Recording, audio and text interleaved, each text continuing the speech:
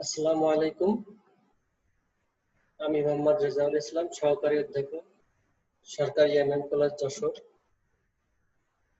তোমাদের সবাইকে জানাচ্ছি আন্তরিক শুভেচ্ছা ও অভিনন্দন। একই সাথে অর্থনীতি বিভাগ সরকারি এমএম কলেজের পক্ষ থেকেও তোমাদের জন্য রইল আন্তরিক শুভেচ্ছা এবং অভিনন্দন। আশা করি কোভিড-19 এর এই মহা দুর্যোগের মধ্যেও তোমরা সবাই সুস্থ আছো, ভালো আছো এবং ভালো থাকবা, এই প্রত্যাশায় আমরা আমাদের আজকের ক্লাস শুরু করছি। আমাদের আজকের যে কোর্সটা আমাদের ফোর্থ ইয়ার অনার্স ফোর্থ ইয়ারের মুদ্রা ব্যাংকিং এবং অর্থায়ন, এই কোর্সের আমাদের প্রথম যে লেকচারটা আমরা শুরু করছি আজকে, সেটা হচ্ছে অর্থ।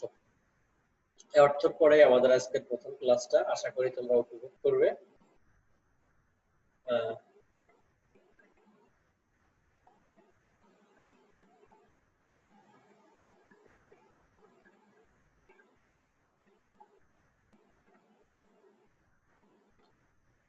অর্থ অর্থ কি জিনিস আমরা সবাই কম বেশি কি আমরা সবাই ভালো করে জানি অর্থটা কি জিনিস।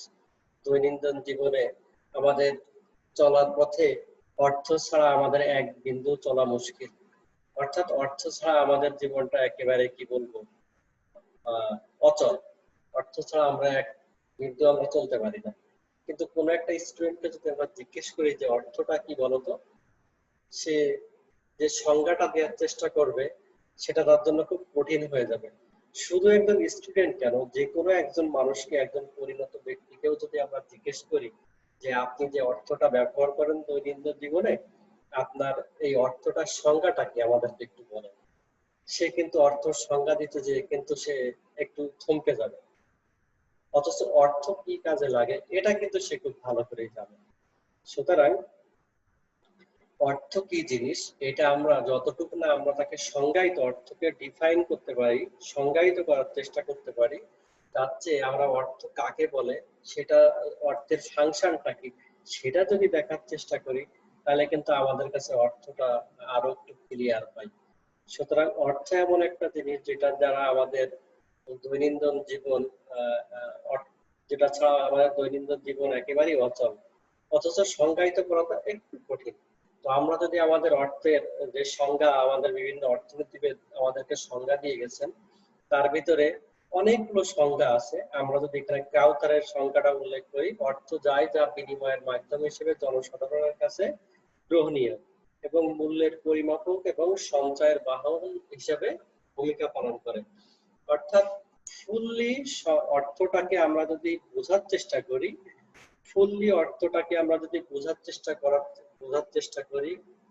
উপলব্ধি করার চেষ্টা করি, তাহলে আমাদের অর্থনীতিতে কাউতার যে সংজ্ঞাটা দিয়ে গেছে, এই সংজ্ঞার ভিতরে আমাদের সবকিছু ক্লিয়ার হয়ে যাওয়ার কথা। যে বিনিময়ের মাধ্যম হিসেবে কাজ করে, সকলের কাছে গ্রহণীয়, মূল্যের পরিমাপক, সঞ্চয় বাহক, এভরিথিং ইজ ইনক্লুডেড আমাদের এই সংজ্ঞাটার ভিতরে। তারপরেও যদি আমরা একটু দেখার চেষ্টা করি, যেমন অর্থনীতিবিদ ওয়াকার বলেন অর্থ তাই যা অর্থ কাজ করে। অর্থাৎ আমরা একটু মজা করে অনেক সময় বলি যে অর্থ কি, money is what money does. অর্থাৎ অর্থ যে কাজটা করে সেটাই হচ্ছে অর্থের কাজ, সেটাই হচ্ছে অর্থ। সুতরাং অর্থ হচ্ছে কি, আমরা যদি একটু বোঝার চেষ্টা করি, যখন আমাদের ইকোনমিতে এই অর্থ মানিটা আমাদের আবিষ্কার না হয়েছে, আমাদের লেনদেনের মাধ্যম হিসেবে মানিটা ব্যবহার না হয়েছে, তার আগ পর্যন্ত যে বাটার সিস্টেমটা ছিল, সেই বাটার সিস্টেম অর্থাৎ দ্রব্য বিনিময় প্রথা, সেক্ষেত্রে হচ্ছে সবাই হচ্ছে কি তার প্রয়োজন অনুযায়ী সে যে জিনিসটা চাচ্ছে সেই জিনিসটা যার কাছে পাবে তার সাথে একটা বিনিময় করার চেষ্টা করছে। কিন্তু এর মাধ্যমে কি হয় যে সবার যে প্রয়োজনটা কিন্তু সঠিকভাবে মেটানো যায় না, যেখানে এক পক্ষ বেনিফিটেড হতে পারে, এক পক্ষ দেখা যাচ্ছে যে ক্ষতিগ্রস্ত হতে পারে। তো তার এই দ্রব্য বিনিময়ের যে সমস্যাটা, এই সমস্যাটা দূর করার জন্যই আমাদের সামনে এসে হাজির হচ্ছে অর্থ।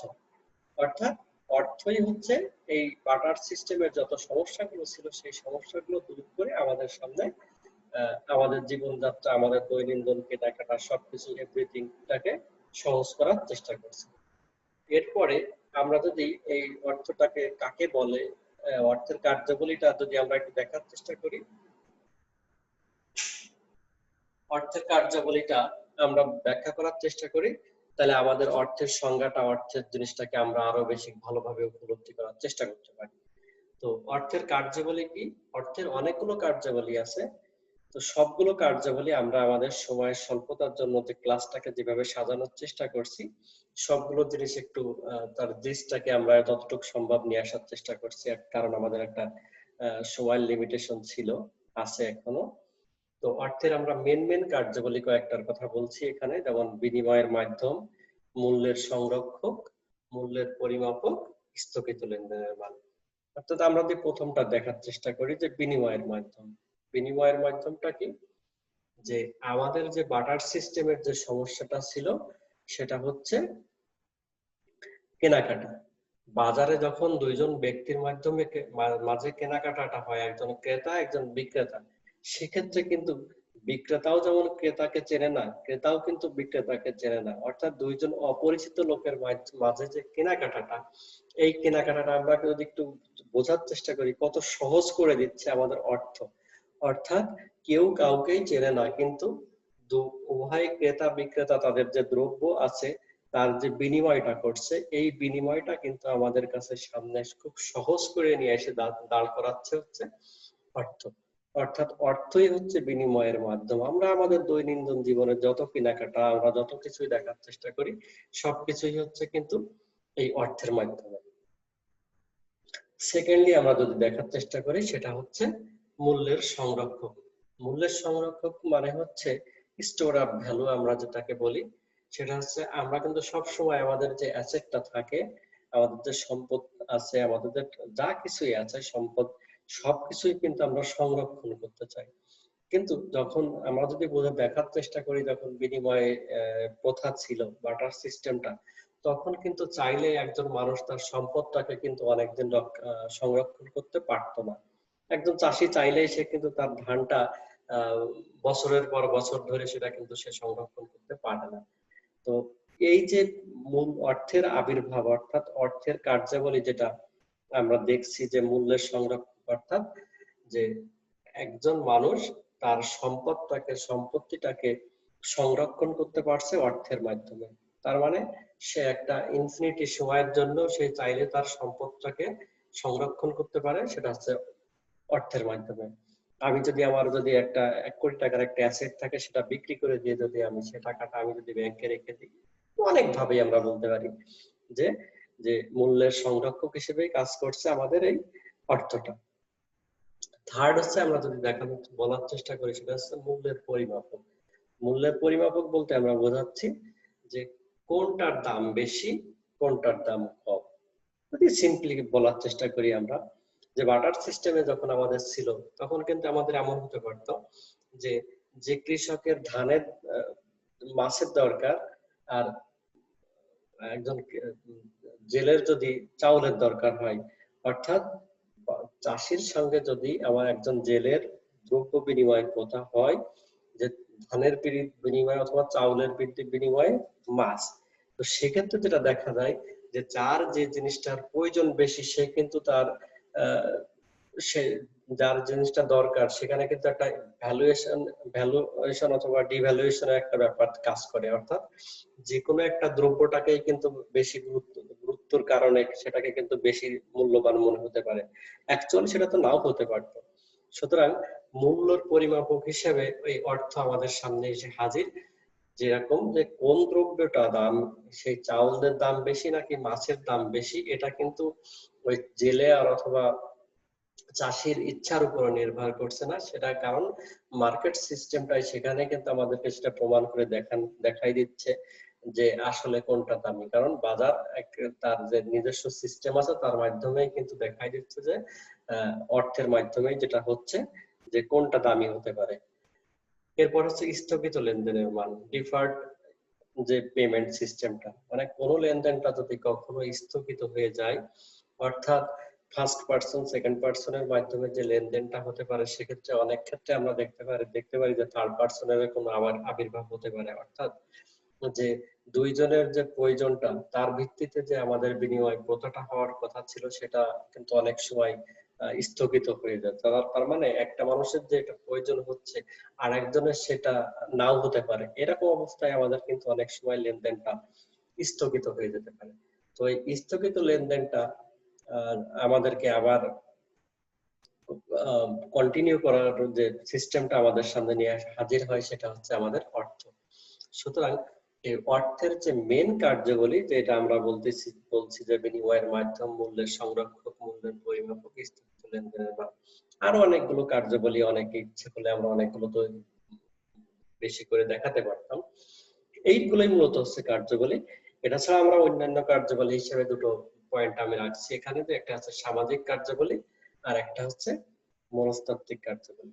সামাজিক কার্যবলী হচ্ছে যে আমরা সমাজে যে কোনো একটা ফাংশনের কথাই বলি না কেন, সেটা এক্সিকিউট করতে গেলে আমাদের প্রথমে যেটা দরকার সেটা হচ্ছে অর্থ। অথবা অন্যভাবেও যদি বলি, একটা মানুষের সামাজিক যে অবস্থানটা, সে অবস্থানটাও অনেক ক্ষেত্রে নির্ধারণ করে দেয় অর্থ। এটাও যদি আরেকটু যদি আমরা অনেকটা ইন্টারেস্টিং করে যদি বলি, একটা মানুষের সামাজিক অবস্থানটা, সামাজিক অবস্থানটা কোন স্তরে, তার অবস্থানটা কোন জায়গায়, সেটাও কিন্তু আমাদের নির্ধারণ করে দেয় হচ্ছে অর্থ।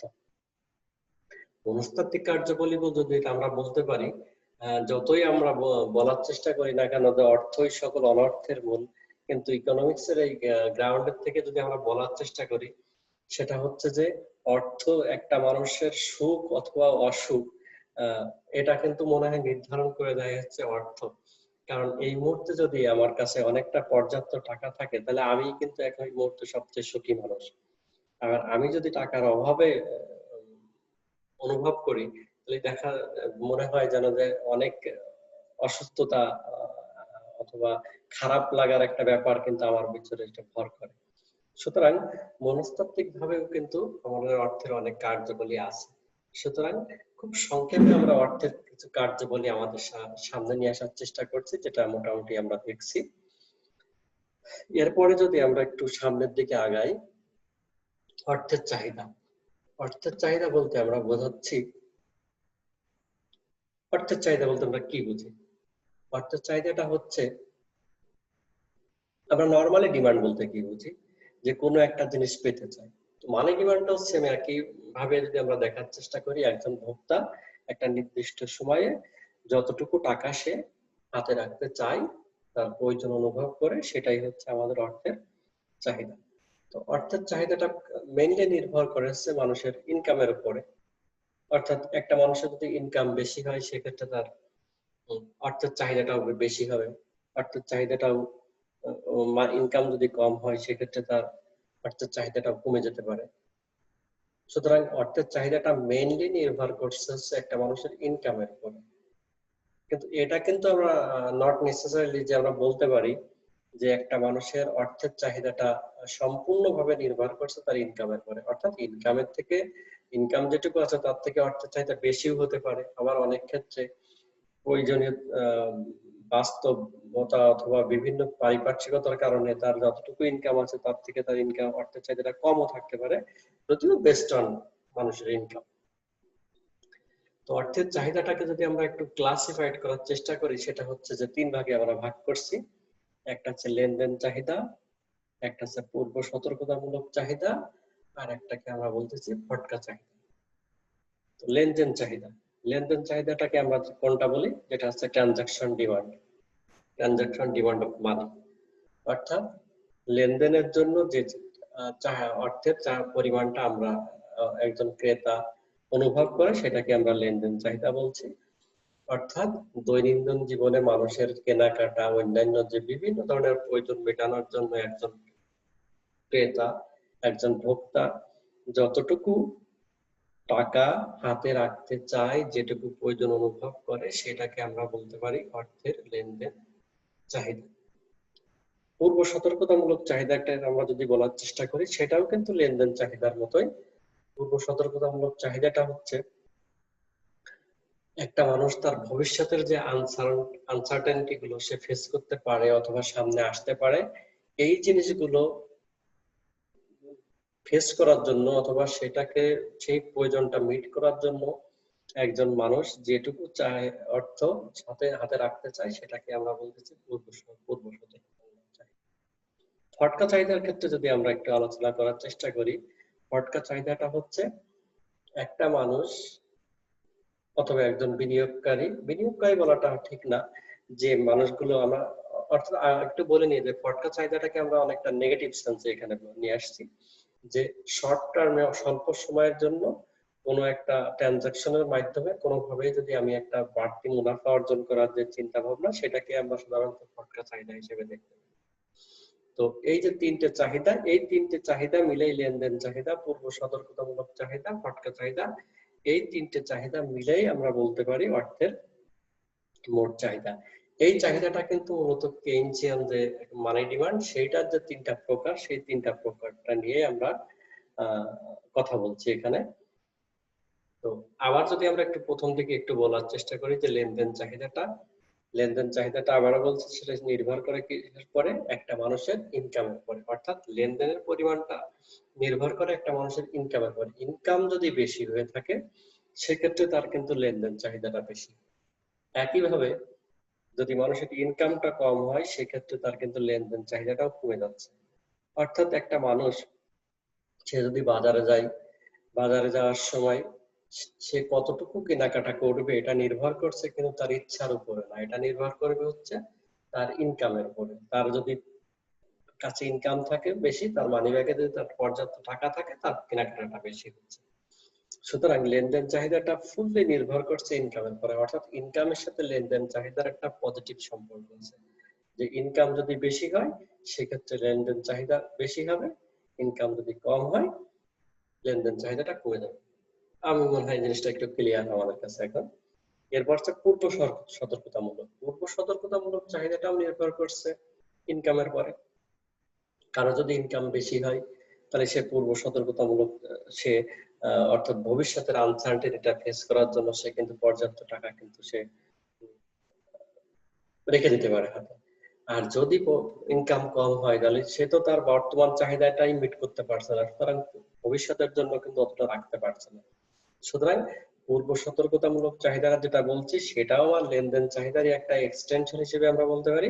সেটা হচ্ছে যে নির্ভর করছে ইনকামের পরে। ইনকামের সঙ্গে পূর্ব সতর্কতামূলক চাহিদার একটা পজিটিভ রিলেশনশিপ আছে। অর্থাৎ ইনকাম বেশি হবে, পূর্ব সতর্কতামূলক চাহিদাটাও বেশি হবে। আর ইনকাম কম হবে তো পূর্ব সতর্কতামূলক চাহিদাটাও কম হবে। ফর এক্সাম্পল আমরা বলতে পারি যে যা একজন ধনী শ্রেণীর যে লোকজন আছে আমাদের সমাজে দেখি, তাদের ইনকাম বেশি হওয়ার কারণ জন্যই কিন্তু তারা দেখা যাচ্ছে কি হয় পূর্ব সতর্কতামূলক অনেক পলিসি, অনেক স্টেপ গুলো নিয়ে থাকে। যেমন সমাজের ব্যাংকিং ব্যবস্থায় ডিপিএস এর কথা বলতে পারি, বিভিন্ন ধরনের ইন্স্যুরেন্স এর কথা বলতে পারি। এই যে আমাদের বিষয়গুলো আমাদের সামনে আসছে, এইগুলো আমরা এইসব যে পলিসি গুলো আমরা গ্রহণ করি কেন? কারণ ভবিষ্যতের একটা আনসার্টেনিটির জন্য। যদি কখনো সেরকম কোনো পরিস্থিতি আসে তো আমার সেটা মিট করবে। কিন্তু একজন রিক্সা পুলারের কথা যদি আমরা বলার চেষ্টা করি, সে কিন্তু চাইলেই সে তার পূর্ব সতর্কতামূলক এরকম হিউজ একটা স্টেপ সে নিতে পারে না, কারণ তার ইনকামটা কম থাকে। যে কারণে পূর্ব সতর্কতামূলক চাহিদাটা আমাদের নির্ভর করছে ইনকামের উপর। থার্ড হচ্ছে ফটকা চাহিদা। ফটকা চাহিদাটা হচ্ছে এমন একটা সিস্টেম যেটাকে আমি একটু বলছিলাম যে একটা নেগেটিভ সেন্সে আমরা বলার চেষ্টা করছি। এটা নির্ভর করে হচ্ছে সম্পূর্ণ একটা মানুষের ইকোনমিক বাজার ব্যবস্থা যে সুদের হারের পরে, এবং সুদের হারের সাথে ফটকা চাহিদার একটা বিপরীত নেগেটিভ রিলেশনশিপ কাজ করে। অর্থাৎ সুদের হারটা যদি বেশি হয়ে যায় তাহলে সেক্ষেত্রে কিন্তু এই ফটকা চাহিদাটা কমে যেতে যাবে। আর সুদের হারটা যদি বেড়ে যায় তাহলে ফটকা চাহিদা কমে যাচ্ছে, সুদের হারটা কমে গেলে ফটকা চাহিদাটা বেড়ে যাচ্ছে। সুতরাং এটা যে আমরা আরেকটু ভালো বোঝার চেষ্টা করি, সেটা হচ্ছে যে সে একজন ধনী ব্যক্তি, তার যদি 1 কোটি টাকা থাকে, তো এই মুহূর্তে যদি ব্যাংকিং ব্যবস্থায় যদি সুদের হারটা বেশি থাকে সেক্ষেত্রে কিন্তু সে টাকাগুলো ব্যাংকে রাখবে। কেন? কারণ ব্যাংকের থেকে সে বেশি সুদ পাওয়ার সম্ভাবনা আছে। সেক্ষেত্রে তার ফটকা চাহিদাটা কমে যাচ্ছে। কিন্তু যদি কখনোই সুদের হারটা কমে যায় তখন সে কিন্তু ভাববে যে আমার ব্যাংকের যে রাখার যে আমাদের তখন যে সুযোগ ব্যয়ের অপরচুনিটি কস্টের যে ব্যাপারটা চলে আসবে, তখন তার কাছে মনে হবে টাকাটা হাতে রাখাটাই ভালো। কারণ এটা দিয়ে যদি আমি যে কোনো শর্ট টার্মে কোনো বিজনেস অথবা ট্রানজাকশনের মাধ্যমে টাকাটা আর্ন করতে পারি। একইভাবে যদি কারোর টাকা নাও থাকে সেক্ষেত্রেও একই রকম ভাবে আমরা ব্যাখ্যা করার চেষ্টা করতে পারি। সুদের হারটা যদি বেশি হয় তখন সে কিন্তু ব্যাংকের থেকে টাকাটা ধার করবে না, ধার কম করবে। কেন? কারণ তাকে সুদ দিতে হবে বেশি। একইভাবে যদি সুদের হারটা কমে যায় তাহলে সে কিন্তু ব্যাংকের থেকে পর্যাপ্ত টাকা সে কিন্তু হাতে নিবে। কেন? কারণ যে ইকোনমিক যে একটা আনস্টেবিলিটি অথবা যে অস্থিরতার একটা যে সুফলটা সে গেইন করার চেষ্টা করবে। সুতরাং আমরা খুব সামারি করার চেষ্টা করে যদি বলতে পারি যে ফটকা চাহিদাটা সম্পূর্ণ নির্ভর করছে সুদের হারের পরে, এবং সেটা হচ্ছে একটা বিপরীতমুখী রিলেশনশিপ। সুতরাং লেনদেন চাহিদা পূর্ব সতর্কতামূলক চাহিদাটা নির্ভর করছে ইনকামের পরে সমমুখী সম্পর্কটা, আর ফটকা চাহিদাটা হচ্ছে সুদের হারের পরে নির্ভর করে এবং বিপরীতমুখী সম্পর্ক। এরপরে আমরা একটু এই ফটকা চাহিদাটা আমাদের আলোচনার শেষের দিকে আবার একবার আসবে। এরপরে আমরা আসছি অর্থের চাহিদার নির্ধারক সমূহ। অর্থের চাহিদার নির্ধারক সমূহ অর্থাৎ অর্থের চাহিদাটা আমি যে একটা নির্দিষ্ট অ্যামাউন্ট আমি হাতে রাখবো, যেটাকে আমরা অর্থের চাহিদা বলছি, এটা কিসের উপরে নির্ভর করে? এটা মেইনলি নির্ভর করে হচ্ছে, আমরা যেটা ধরে নিচ্ছি, আমরা পয়েন্ট আকার এখানে নিয়ে আসিনি, তো আমরা অনেকগুলো পয়েন্ট আমাদের অনেক বই যে কোনো বইতেই আছে, আমরা তোকে মুখে বলার চেষ্টা করি পয়েন্টগুলো।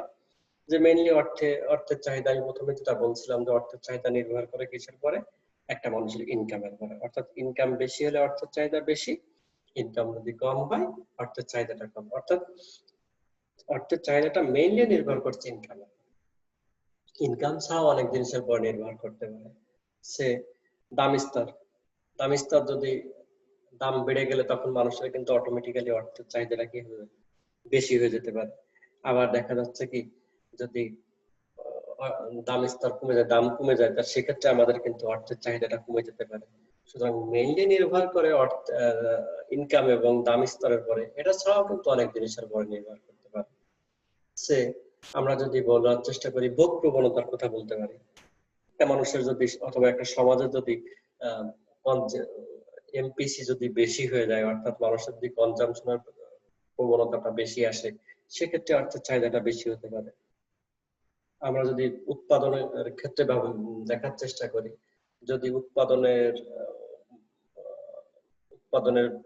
অনুকূল পরিবেশ বিরাজ করে, সেক্ষেত্রে একজন উৎপাদনকারী, একজন এন্টারপ্রেনার, সেক্ষেত্রে তার অর্থের চাহিদাটা বেশি হতে পারে।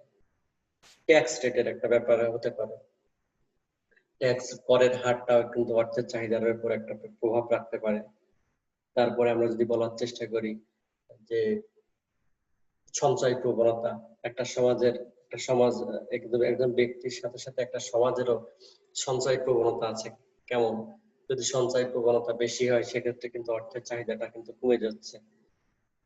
সুতরাং একটা দেশের ওভারঅল যে ভোগ প্রবণতা আছে সেটার মাধ্যমে, অর্থাৎ অনেকগুলো পয়েন্ট, যেমন চাহিদার যেমন নির্ধারকের কথা বলি, এরকমই যে অর্থের চাহিদাটা আমরা অনেকগুলো পয়েন্টের উপরে বেস করে আমরা বলতে পারি যে একটা সমাজের অথবা একজন ব্যক্তির অর্থের চাহিদাটা কেমন হতে পারে। ওয়েদারের উপর নির্ভর করতে পারে, ব্যবসায়িক পরিবেশের উপর নির্ভর করতে পারে, পলিটিক্যাল স্টেবিলিটি আনস্টেবিলিটির উপর নির্ভর করতে পারে অর্থের চাহিদাটা। বিভিন্ন অনেকগুলো পয়েন্টের উপর দিয়ে আমরা ব্যাখ্যা করার চেষ্টা করতে পারি। এরপরে যদি আমরা আসি অর্থের মূল্য। অর্থের মূল্য, অর্থের মূল্যটা কি? অর্থের মূল্য বলতে আমরা বোঝাই, যদি আমরা খুব সংক্ষেপে বলার চেষ্টা করি, সেটা হচ্ছে অর্থের ক্রয় ক্ষমতা। অর্থাৎ একটা নির্দিষ্ট ভলিউম অফ মানি দিয়ে আমরা যে একটা বাস্কেট দ্রব্য সামগ্রী আমরা ক্রয় করতে পারি, সেটাকে আমরা বলতে পারি অর্থের মূল্য। অর্থাৎ একটা নির্দিষ্ট সময়ে একটা নির্দিষ্ট টাকা দিয়ে আমরা যতটুকু কেনাকাটা করতে পারি, যতটুকু লেনদেন করতে পারি, ওইটাই হচ্ছে অর্থের মূল্য। অর্থাৎ অর্থের মূল্য বলতে আমরা এক লাইনে যদি বলার চেষ্টা করি, সেটা হচ্ছে অর্থের ক্রয় ক্ষমতা। সুতরাং ইনকাম যত বেশি হবে, একটা মানুষের যদি তত দাম স্তরটা যত বেশি হবে তত কি হবে, অর্থের মূল্যটা কিন্তু কমে যাবে। অথবা অপোজিটলি যদি বলি যে অর্থের দাম স্তর যদি কমে যায়, সেক্ষেত্রে কিন্তু অর্থের মূল্যটা বেড়ে যাচ্ছে। অর্থাৎ অর্থের মূল্যের সাথে দাম স্তরের একটা নেগেটিভ রিলেশনশিপ কাজ করছে। অর্থাৎ কোনো একটা সময় যদি দাম স্তরটা বেড়ে যায়, তাহলে কিন্তু অর্থের মূল্যটা কিন্তু অটোমেটিক্যালি কমে যাচ্ছে। আমাদের স্টুডেন্টের কাছে অনেক সময় জিনিসটা একটু ক্লিয়ার হয় না যে অর্থের মূল্যটা কিরকম। অর্থাৎ যে কোনো একটা সময় যে ইকোনমিতে যদি একটা ইনফ্লেশনারি প্রেশার থাকে, যে ইনফ্লেশনারি প্রেশার বলতে আমরা বোঝাচ্ছি যে দ্রব্যমূল্য ঊর্ধ্বগতি যখন থাকে, সেক্ষেত্রে দেখা যায় কি যে একটা নির্দিষ্ট অ্যামাউন্ট টাকা দিয়ে কিন্তু পূর্বের তুলনায় আগের একটা অতীতের যে কোনো একটা ভালো সময়ের চেয়ে অনেক দ্রব্য সামগ্রী কম ক্রয় করা যাচ্ছে। অর্থাৎ আমার অ্যামাউন্টটা, অর্থের পরিমাণটা সেম রয়ে গেছে, কিন্তু আমি ক্রয় করছি কিন্তু আগের থেকে কম। সুতরাং এই হচ্ছে অর্থের মূল্য, যে দাম স্তরটা যখন বেড়ে যাচ্ছে তখন আমাদের অর্থের মূল্যটা কিন্তু কমে যাচ্ছে। তো আমরা যদি গ্রাফে যখন দেখি, আমরা তখন দেখাবো সেটা হচ্ছে যে অর্থের মূল্য যদি আমরা ভার্টিক্যালি দেখাই আর নিচে যদি দেখাই যে দাম স্তরের কথা যদি আমি বলি, যে কোনো একটা এক্সিস আমরা নিতে পারি, সেক্ষেত্রে দেখবো যে একটা যদি বেড়ে যায় তো আর একটা অটোমেটিক্যালি কমে যাচ্ছে। অর্থাৎ অর্থের পরিমাণটা যদি খুব বেশি বেড়ে যায়,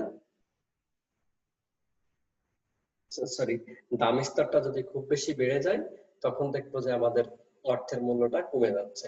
আর অর্থের মূল্যটা, দাম স্তরটা যদি কমে যেতে থাকে, সুতরাং সেই সময় দেখবো যে আমাদের অর্থের মূল্যটা বেড়ে যাচ্ছে। এটার থেকে আমরা দেখতে পারি যে আজকে যদি আমি যেটা সবসময় বলি, যে আজকে যদি 1000 টাকা দিয়ে আমরা বাজারে যে যতটুকু দ্রব্য সামগ্রী ক্রয় করতে পারি, এই একই 1000 টাকা দিয়ে আজ থেকে 5 বছর আগে ওর থেকে আরো অধিক অধিক আমরা দ্রব্য সামগ্রী আমরা ক্রয় করতে পারতাম।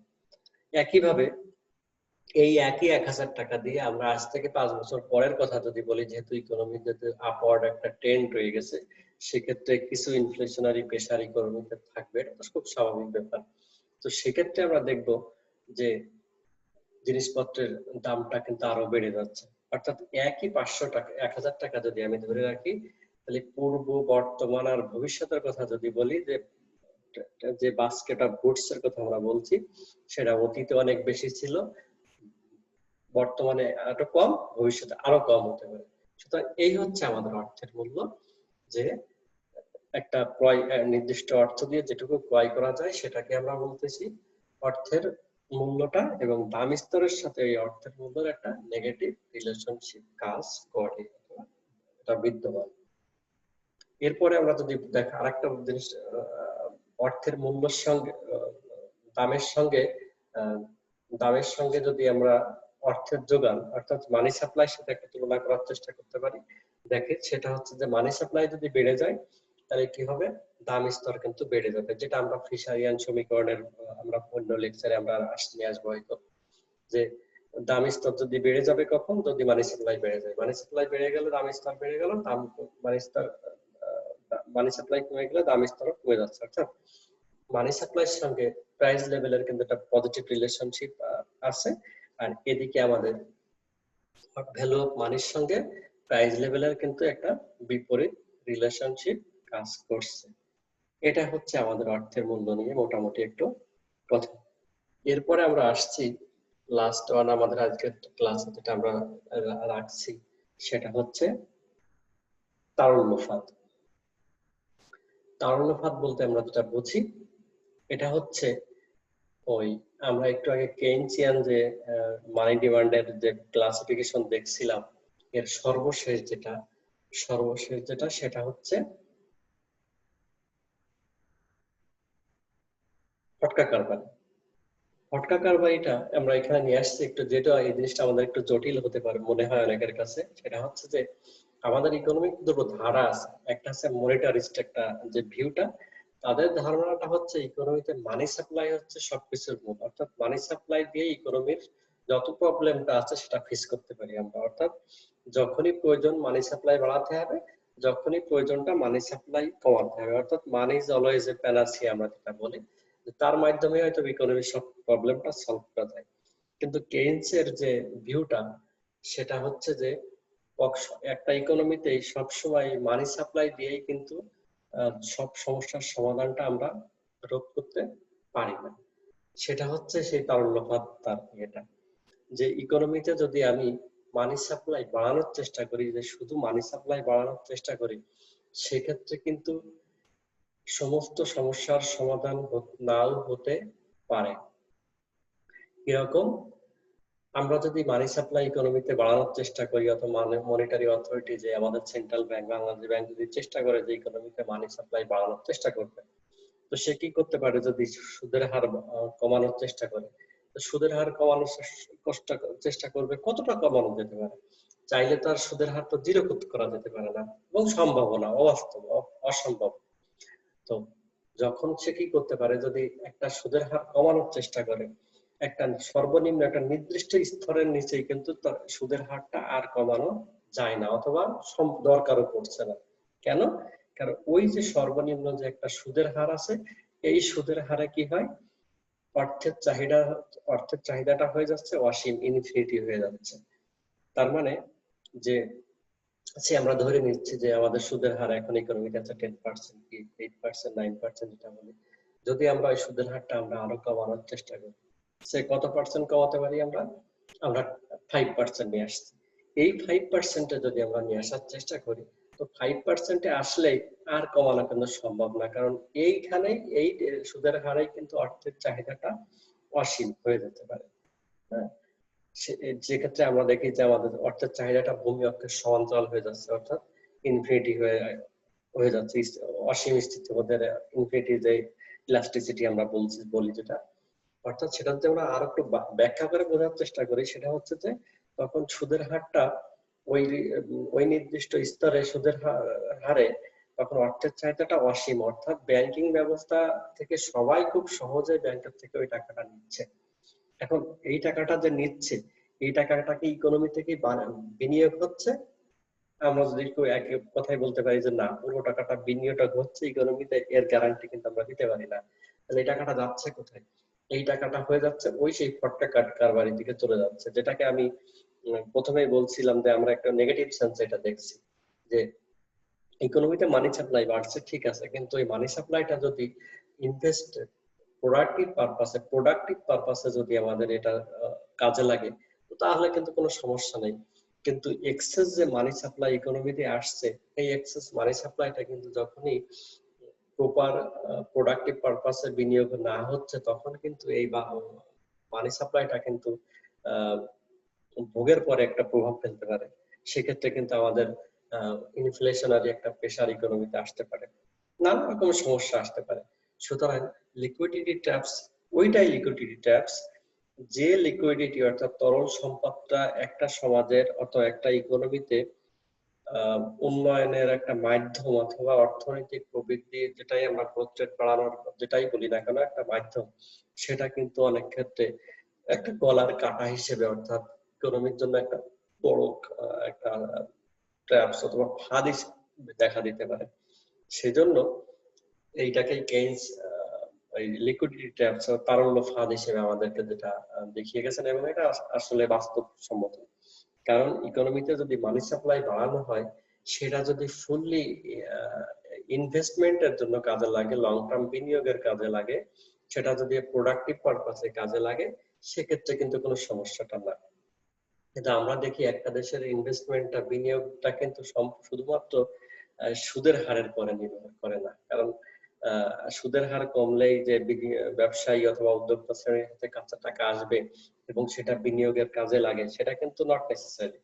যে কারণে বিনিয়োগটা নির্ভর করে যে বিনিয়োগের একটা দেশে টোটালি বিনিয়োগের যে পরিবেশটা আছে কিনা, সেটা হতে পারে যে পলিটিক্যাল স্টেবিলিটি, একদম দক্ষ উদ্যোক্তা, আমরা বলতে পারি যে ইনফ্রাস্ট্রাকচারাল যে ব্যাপারগুলো রয়ে গেছে, দক্ষ একটা জনসম্পদ আছে কিনা, নানান ধরনের বিষয়ের পরে কিন্তু নির্ভর করে হচ্ছে আমাদের বিনিয়োগের সিদ্ধান্তটা। শুধুমাত্র সুদের হার অর্থাৎ মানি সাপ্লাই পরে নির্ভর করে না। তো সুতরাং যদি অন্য যে পয়েন্টগুলোর কথা বলছি, সে পয়েন্টগুলো যদি অনুকূলে না থাকে, সেক্ষেত্রে কিন্তু শুধুমাত্র এই মানি সাপ্লাই বাড়াই কিন্তু আমাদের সব সমস্যার সমাধান করা যায় না, যেটাকে কেইন্স বলে যাচ্ছে আমাদেরকে তারল্যভাব। তো এই ছিল আমাদের আজকের এই আলোচনার মোটামুটি যে বিষয়ে যে পয়েন্টগুলো আমি রাখছিলাম সেটা নিয়ে তোমাদের সাথে একটু কথা বললাম। আশা করি এই করোনার মাঝেও তোমাদের এটা কিছুটা হলেও উপকার করবে। আশা করি তোমরাও সুস্থ থাকবে, ভালো থাকবে। এই করোনার মাঝে সুস্থ থাকার যে নিয়মাবলী আছে সেগুলো মেনে চলবে এবং সর্বোপরি তোমরা সুস্থ থাকবে। সামনে আবার ক্লাসে অনেক কথা হবে। ধন্যবাদ তোমাদের সবাইকে। ভালো থাকবে। আসসালামু আলাইকুম।